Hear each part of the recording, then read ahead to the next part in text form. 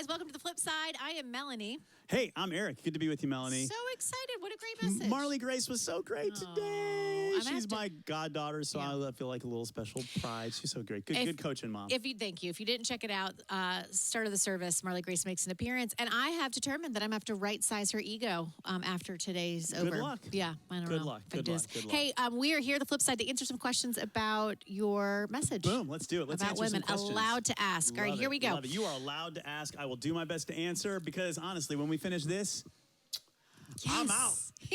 And my email's getting shut off. I mean, it's like nothing.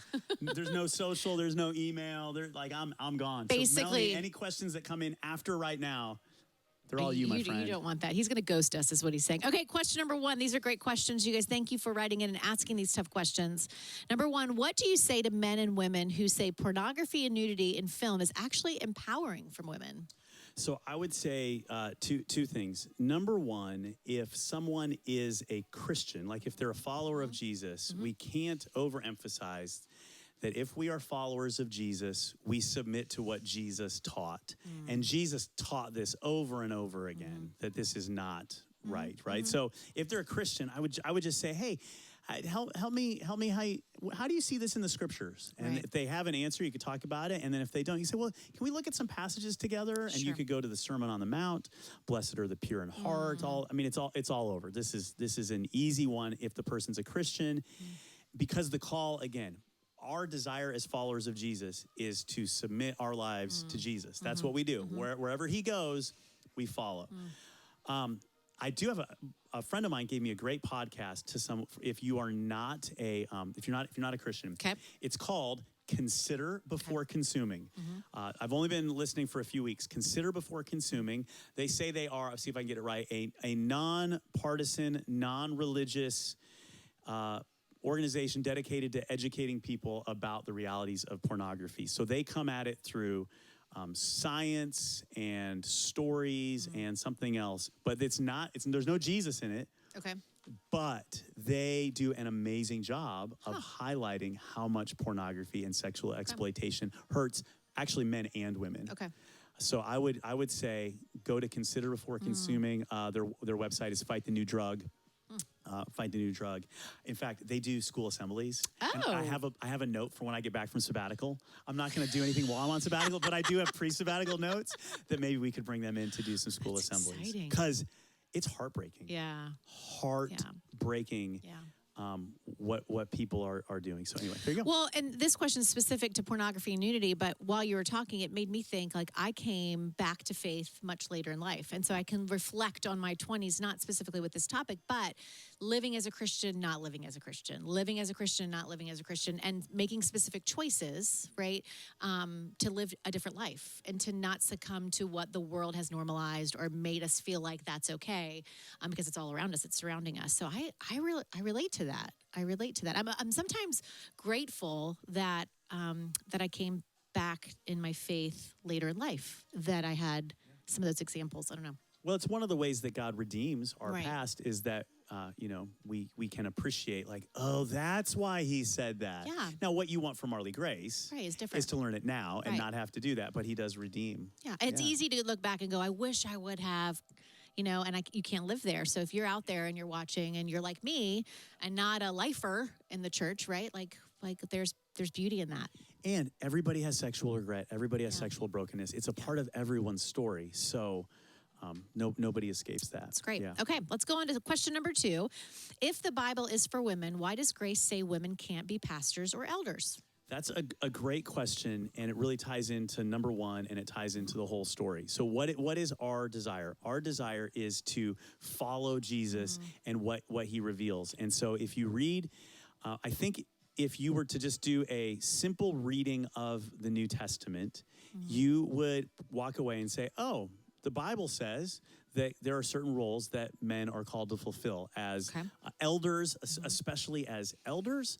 There are like a leadership, there's a weight of responsibility in the home, which was treated so wrongly to have to do with like dishes and who earns more money and all like that is so not right. That's the wrong thinking that held women back from voting until August 18th, 1920. But And here, so the reason is, as we read the scriptures, as we read the New Testament, again, if you just do a simple reading, you will walk away and think, oh, that's what it says. And then you have to ask the question, why, right? You could also ask the question, is that really what it says, which is good? And people can debate this, but what's the why? And the mystery of the why is actually rooted in what we just saw, that in women who represent the church, that Jesus died for, there is in marriage, right? What do we say? The marriage of mysteries, Christ and the church. We could do a whole sermon on Father's Day. I'm not going to be here to do it, but we could do a whole sermon on Father's Day about what it means for men to represent Jesus and his sacrificial love for the church in this life. And so I would stick with elders. The word pastors, so that's what I would say as you read through. And then I would say this is a question that people disagree on. Like this is probably as much as anything in our church, people can disagree. Yeah. But here's what we have to do. We have to be willing to search the scriptures for ourselves. And if we disagree on what the Bible says, cool. We can do that. But let's just be able to respect that we are each like going after what God has said to us.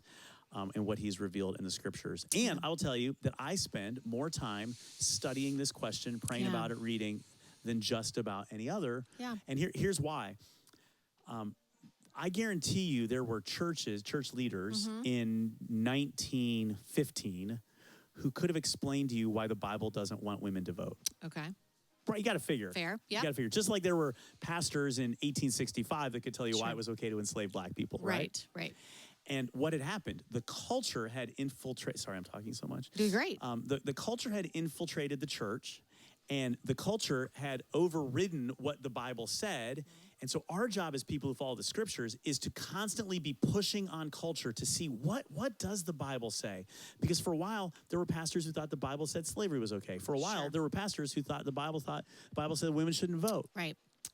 I am willing to continue to go back to the text, to continue to let the scriptures push against our blind spots because we have them. Absolutely. There's no doubt. Yeah. There's no doubt that we have blind spots. There's no generation, no church has fully arrived in everything. But the reason they're blind spots is that we can't see them.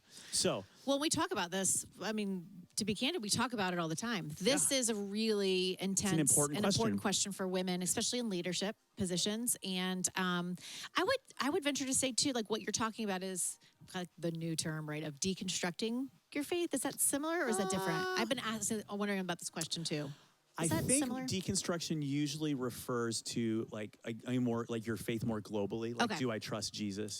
Can Jesus be trusted? Can the scriptures be trusted? This could be like in that. And the positive, like the positive form of deconstruction is simply that we are examining, like we're looking at the parts, we're examining what is, and then we're putting it back together and placing our faith. And we all do that. That's every adolescent does that. We all do that throughout our lives. And I want to be fair and say this is something I struggle with. Like we have conversations about this in terms of being a female in a leadership position. I've never had a cap on where I could go or what my position could be. And this has been something that I pray about, we talk about, I talk about with other women. And I'm really inspired by your leadership in this because you lead a group called Empowering Women Leaders. And we can talk about this openly and we can agree or disagree but also trust one another and trust leaders in our church to lead us through that. So I respect where we are in this discussion. So thank you for that leadership. Well, thank you. You're kind. Here, two things just piggybacking on that. The church, here's a great example of how I think, especially in the recent past, as a church, we have missed it.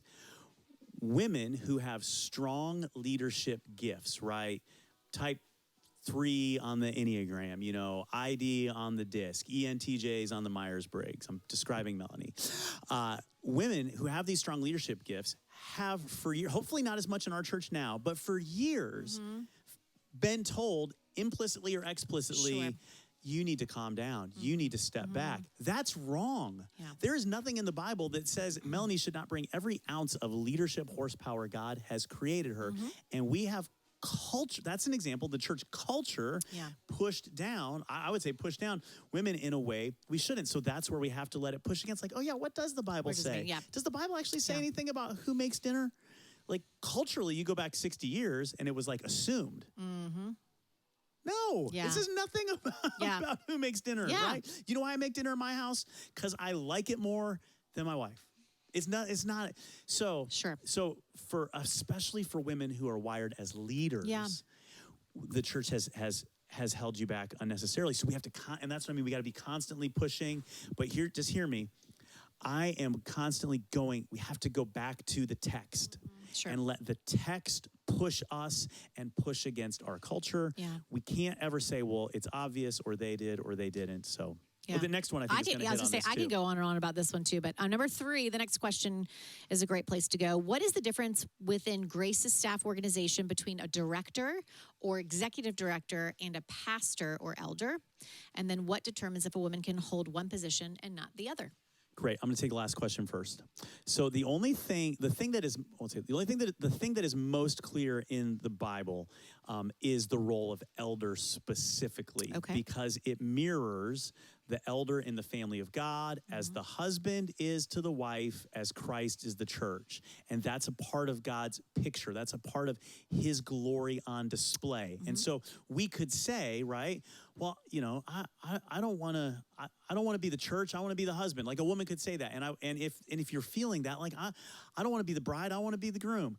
I would just, I would resonate like, hey, your feelings are your feelings, and don't condemn them.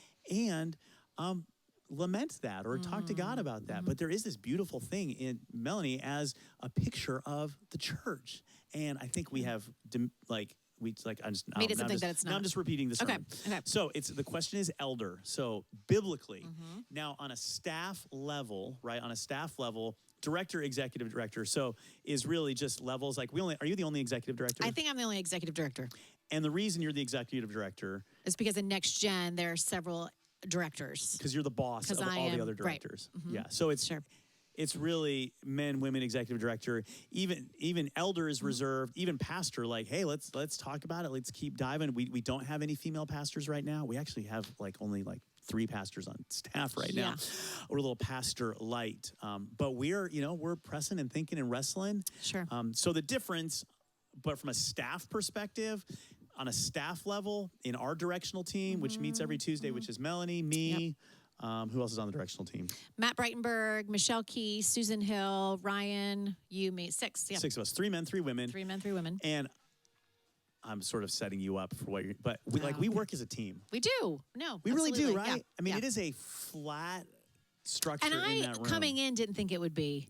Tell us about, because you've only been on directional team for a year and a half? Yeah. Okay. Something like that. Yeah, what'd you think? So in my previous role as a leader in a school building, there was this hierarchy of, principal, assistant principal, and so on and so forth. So there's going into working as a team, and we did, but there was an understanding of there was somebody making decisions and there was somebody above me that that I would be reverent to maybe. And I, coming into the directional team, really did say that even to you. Well, obviously you and Mike Breitenberg as the co-lead pastors have a different level. And you're like, no. That's not, yes, but no, that's not how we work in this space. And I'm encouraged by that. And I think that you hit on, position is different than influence, I think too. And that's something that I really struggled with. I left a school building as a leader and came in as a director, and my ego kind of got in the way a little bit. I wasn't in the room to make decisions or be a part of those conversations. And that was hard at first, almost where I didn't want to share that with colleagues because it felt like it was less than, and it could be anything further from the truth. But I had to work through that in my own heart to recognize, okay, Mal, why do I have these gifts? What can I do? And what influence do I have? And that far exceeds a position, I think. But that's been a journey for me. And it really is a unique feature of our church staff. And again, I know as Matt and I as co-lead pastors, yes, are we the top level on the org chart? Yes. Is there a responsibility with us? Sure. Yes. It'd be disingenuous to deny that. But you have a posture. And in our team, we work really hard. Yeah. I don't ever go to the mountain and come back and say, here's what we're going to do. Right. I mean, there are the time I have lots of ideas. I get lots of no's, and it's good to lean into the team together. All right, Marley, Grace, come over here. We'll do a few more questions. All right. We're going to keep doing our questions, though. We'll skip number 4 because it's a repeat. Okay, yeah. This you one. can watch yourself right up there. Does Grace have plans to expand and grow beyond the beach in Norfolk? I'd be interested to know what % of Grace attendees live in the fringe, Chesapeake and Portsmouth. So we're going to get Strawbridge up and running in Southern Virginia Beach because it's our next largest number of people. And I could definitely see in the future Chesapeake campus. Yeah. My heart is for the 757. I don't have in my heart a big desire for expanding outside of the 757. But as God brings us people from those areas, Sure. I could totally see us doing churches anywhere in the 757. Well, and that's like another space. Like, yes, we are aware that the 757 is like 757 and now this other number, right, happening, and we're done. Yeah, I'm living in denial. We're Are we done. done, Geraldo? We're not? The TV went away, The but TV went away. can we Okay. keep going? All right. So we have Hey, can you go get a snack from Sarah Joy? Sarah Joy, can you get Marley Grace a snack?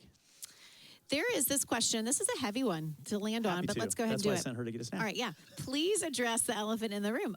Abortion. Do women have the right to choose death for the unborn? So clearly, Justice Alito's opinion of whatever it is it a draft, is it a final, was leaked this week. I'm assuming we've all done plenty of reading and writing about that.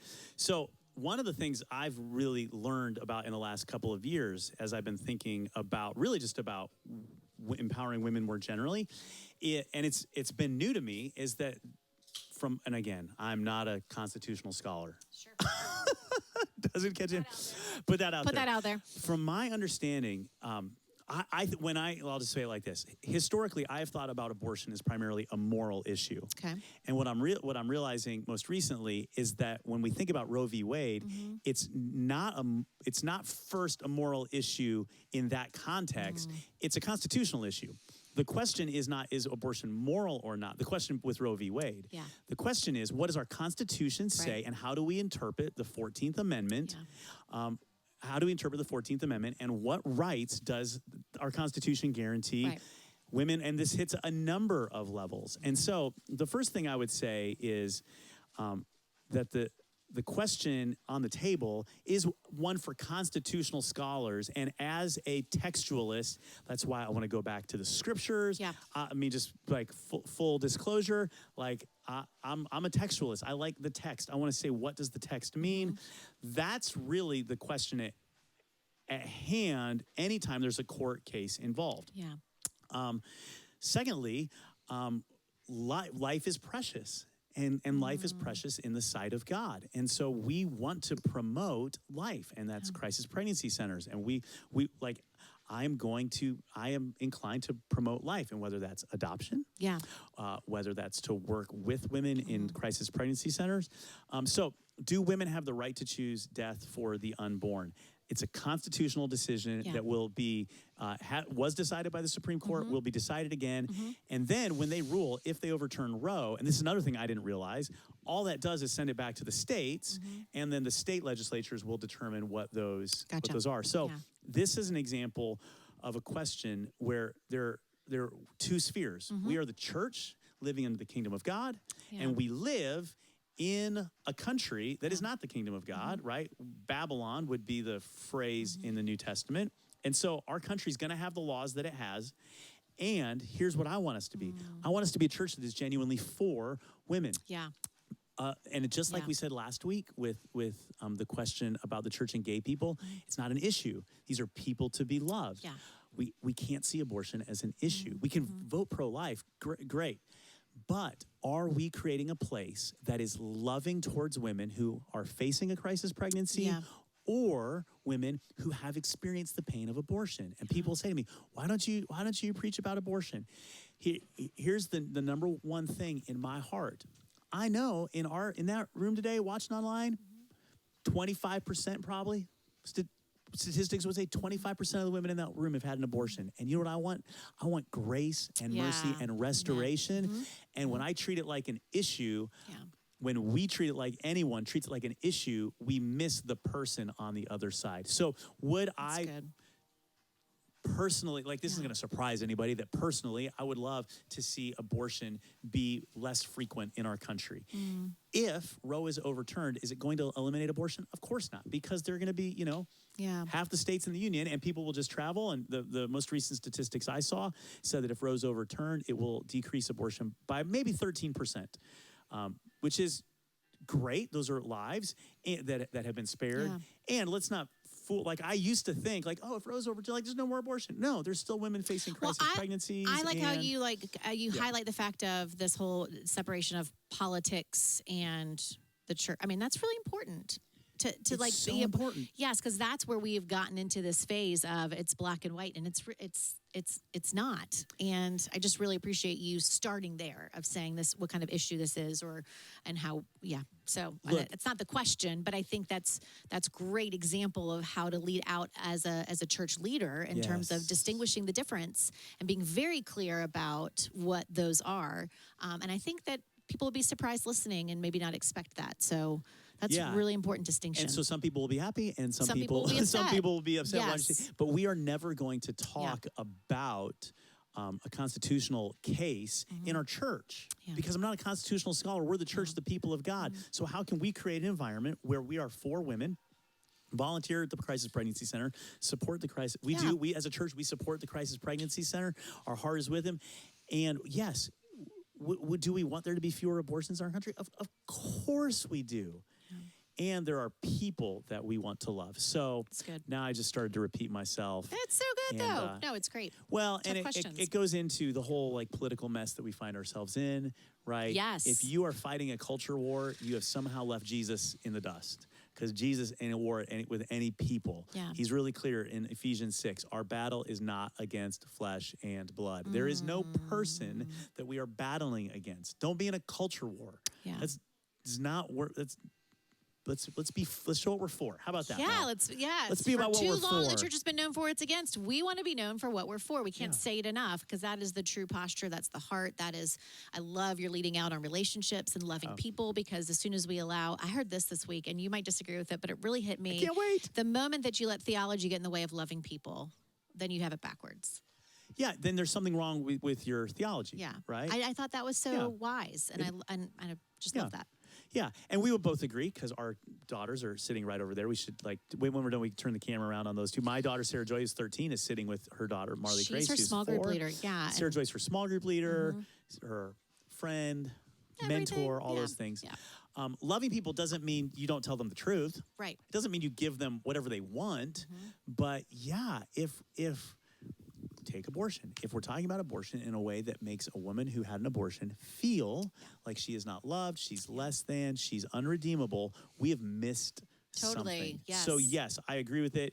I agree with that. And like all things, that's why sermons are 35 minutes in. Hey, and I'm not a pastor, and I'm not a biblical expert. I know that too. And so I love being on this journey of growing my relationship with Jesus, learning more from leaders and leaning in and knowing that this is a journey, not a destination. You're a great leader on our staff, and I appreciate you. You're one of the reasons. Kind. You're one of the reasons that I can go on sabbatical with peace in my heart.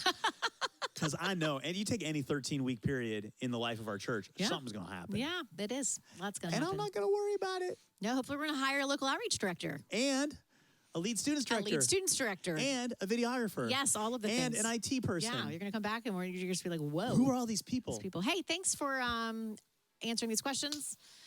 Thanks for writing in those questions because we wouldn't have a Flipside without people reaching out, engaging, asking questions. And hey, happy Mother's Day. Happy Mother's Day, Melanie. Thank you so much. See you guys on the Flipside. Hey, I'll see you in August. Peace.